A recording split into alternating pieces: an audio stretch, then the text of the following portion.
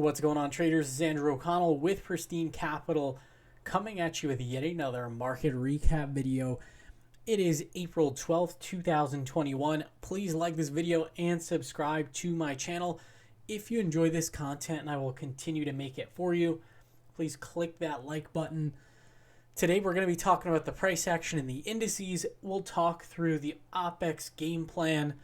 We'll go under the hood, check out our sectors and style factors, talk about some of my trades for the day, and then we'll wrap up with some options order flow. Before we jump in, quick risk disclaimer: nothing in this video should be construed as investment advice or recommendations. Please follow your own trading plan and your own risk parameters.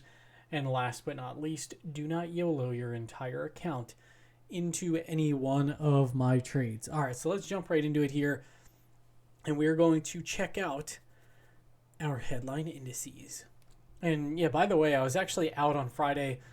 My girlfriend's parents came, couldn't do a market recap video. So if you're looking for it, my apologies, but we are back.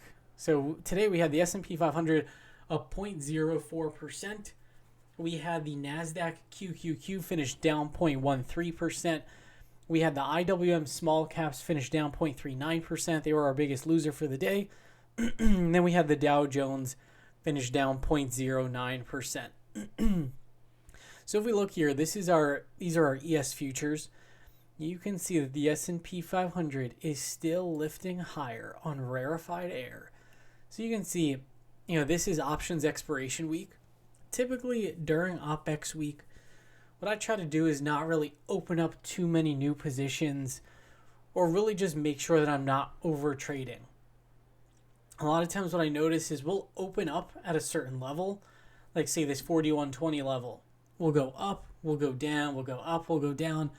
And by the time we get to expiration on Friday, we are pretty much trading at this same exact price level. So that's why it's important. Like usually I try to, if I am doing a trade, I try to add some sort of short leg to the trade. That way I'm at least collecting some theta decay. Yeah, you can see not really much change here. We're still riding this 5-day EMA higher. We are still above all the other key moving averages and above this monthly value area high. If we look at our NASDAQ, I'm going to pull up our NQ futures here. You can see closed down 0.06%, but nothing out of the ordinary here. So if you look at the Qs, pretty much the pattern has been like nice move higher, consolidate sideways for 1 or 2 days, push higher, consolidate for 1 or 2 days. So we pushed higher, and now it looks like we're really just consolidating for a couple days. So we finished down 0.06%, but still looking bullish on all time frames.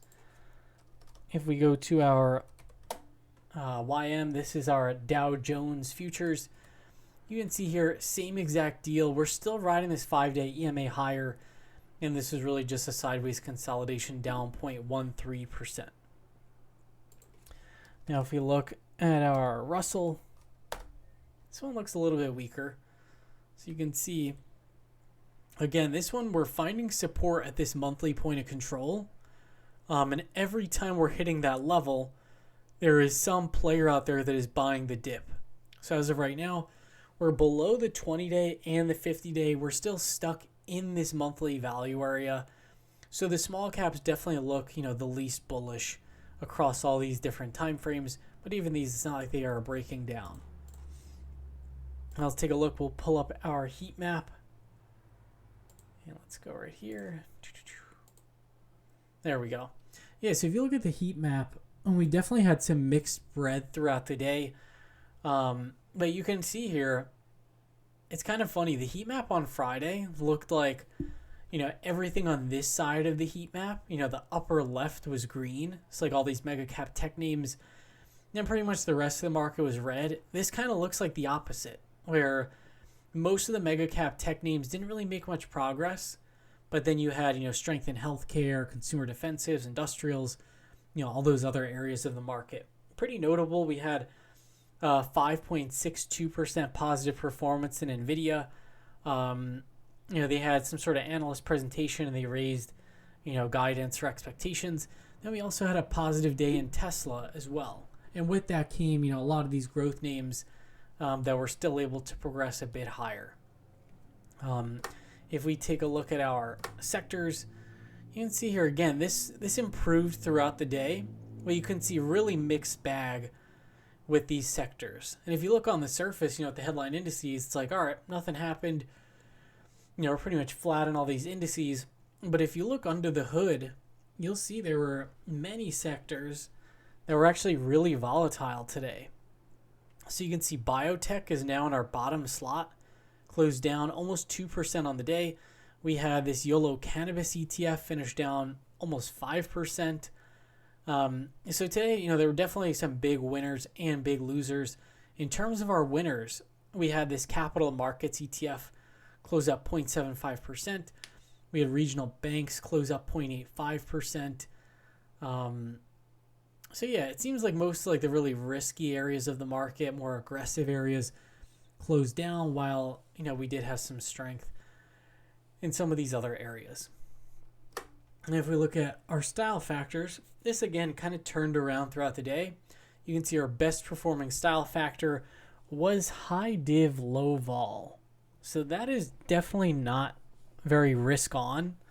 And that is definitely, for me, that's a yellow flag. So you can see our best performer was high div, low vol. Second best performer was defensives. So this to me, it shows that market participants, they're pretty risk off right now. And then we also had a good performance from momentum as well. So that's pretty risk on. So a bit of a mixed bag that we are seeing. And then if we take a look, some of these names like, Tesla, which is, the bellwether for some of these high growth, high valuation names. You can see we're right into resistance here at this monthly value area high of about like 701. I'm actually going to set an alert to see if we can get above it. At or above this here. There we go. And Nvidia, you can see, was, another really big winner today of 5.62%. Closed just slightly off the highs, and you can see this is coming on nice volume too. And if we look at this weekly chart, yeah, you can see here, looking really nice on the weekly. So I'll definitely be watching this one moving forward. So let's take a look. Yeah, for my trading, really what I wanted to do today was take some risk off of the table. And the reason why, you can see here, one of the indicators that I watch pretty closely is, what this VVIX is doing. And, the correlation with the overall market. And I see that they are becoming more and more correlated. And that is definitely a risk-off signal for me. So if you look, I coded this up as an indicator. I share this with all my Pristine Capital members. But you can see here, this indicator that I have, pretty much when this indicator flashes 4 of these white candles, historically that has preceded, some of these bigger sell-offs in the market. I see right here, this is our third white candle. And I go into more detail about this with our Pristine Capital members. But yeah, this is definitely, quantitative signal that I am using is definitely telling me, hey, you do want to pump the brakes here a little bit. So that's really what I did today. I pretty much closed out, a bunch of my long positions. So if we look here, are some of the trades I did for today.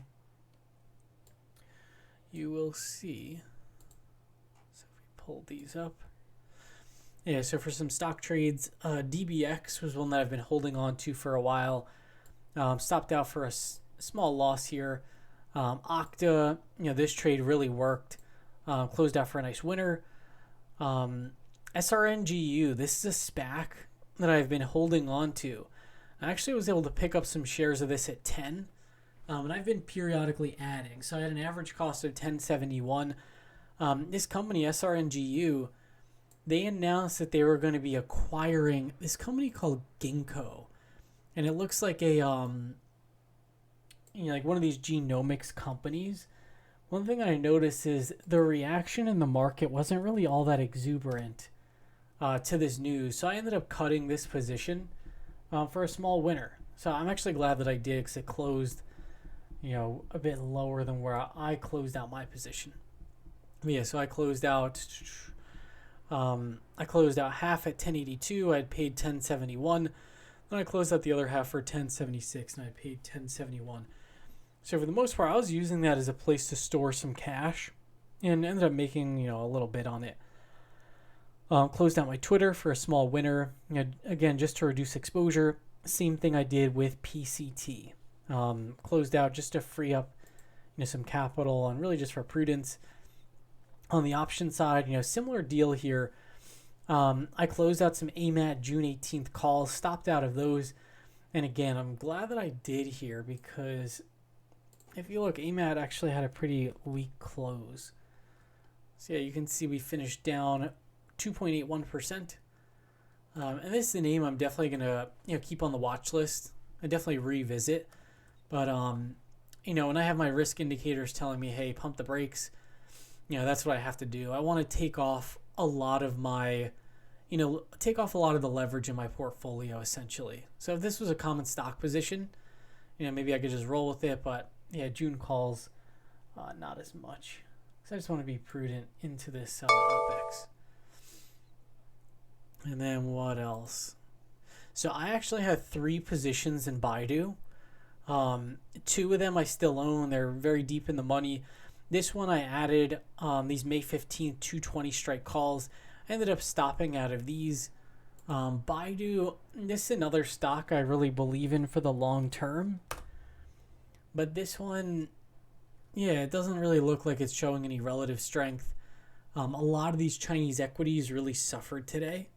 And it's kind of interesting because Alibaba, actually did really well today. So we pull up Alibaba, up over 9%. Some news came out that they were fined. I think it was like over $2 billion. And it relieved a lot of the pressure that was hanging over this stock. I mean, everybody knew that the Chinese government was pretty much like coming after them. I don't think many knew like what the severity would be like. So once this news came out, apparently there were a bunch of players that decided, all right, now we can allocate to Alibaba. So you can see this one was up. Pretty much all these other Chinese internet names, really struggled. So yeah, Baidu stopped out of that one just to, take some of the leverage out, once again, just really for prudence. Same thing with, I had some GLD calls. I stopped out of those as well. And I said here, would rather use this ammo on another trade. So GLD. And this one, it held on to the 20-day simple moving average, which is good. But again, this trade, I sort of took a flyer where it was like, I'll buy some GLD calls. But this is just really not showing much relative strength. And I think there's just better trading opportunities out there. So yeah, I was like, my risk indicator's flashing. I want to, take off everything that looks weak and really just have some ammo to use. And the other trade that I put on, this one was pretty interesting. We'll see how this one goes. I closed out, I had some Anheuser-Busch calls, closed those out for a small winner. And this was the only trade that I actually entered today. I tried to be, very patient, very prudent, and really like only closing trades for today. But yeah, I entered this SPX broken wing call butterfly. I took in a credit to do so. And I took on the 4150, 4160, 4180 broken wing butterfly. And this is really so that, hey, if SPX does decide to move higher, I can still participate. So yeah, with this trade, if we do get some sort of like blow off into the end of the week, this one will make money if the market moves up between this 4150 and 4160 strike. It starts to lose money at the 4171 level. So if we really blow off, that's where I'll lose the trade. If the market dips a little bit, I'll just keep the credit I received. And if we, go into my profit zone, that's where I can make some money on the trade. That about does it for my trades for the day. Yeah, again, I just wanted to clean things up and sort of go, hey, like my hands are clean. If my risk indicator, doesn't give me that final signal, I can reallocate or whatever. but I just want to follow my rules. And then, so you can see here for our options order flow, you can see we had some call buyers for a bunch of different companies. So you can see a mix here. We had NXPI. These are April 16th calls. Let me see NXPI.